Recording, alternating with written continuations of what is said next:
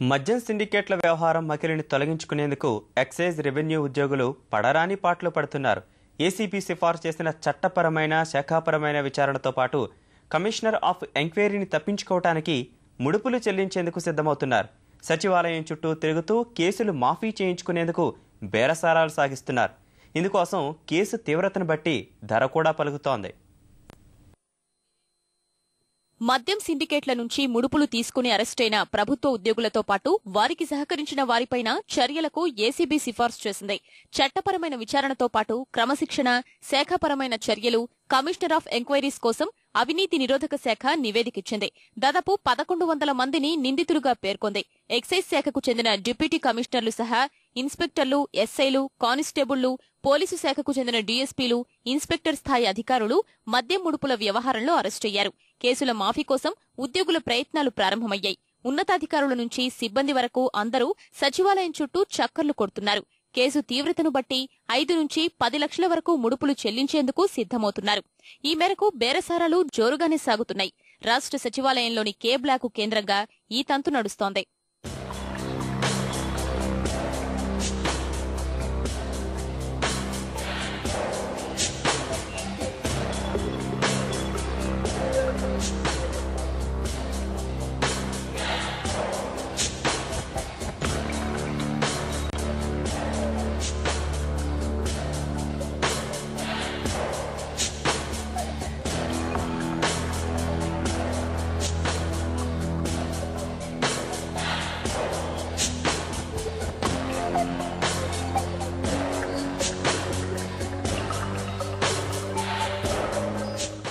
ఇక్కడ ఉంటే చెప్తున్నా కదా 90% పోతారు.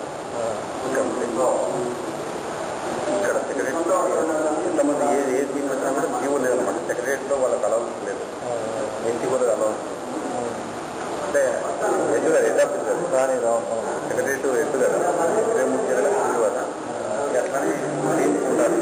ఇక బయట డిపార్ట్మెంట్ సెక్రటరీ రోడ్డు ప్రాజెక్ట్ అంటే అవతల ఉంది కానీ ఆ డిపార్ట్మెంట్ సామాన్యంగా డబ్బులు ఇస్తుంటే కవర్లో పెట్టిస్తారు. రేపు వాళ్ళు కవర్లో పెట్టిస్తారు, తీసుకోరు, కవర్లో పెట్టి అయ్యా బాబు అంటారు. ఇచ్చే సమస్యలు ఇచ్చింది ఆయన ఎక్సైజ్లో మొత్తం నంబర్ 1 అయింది.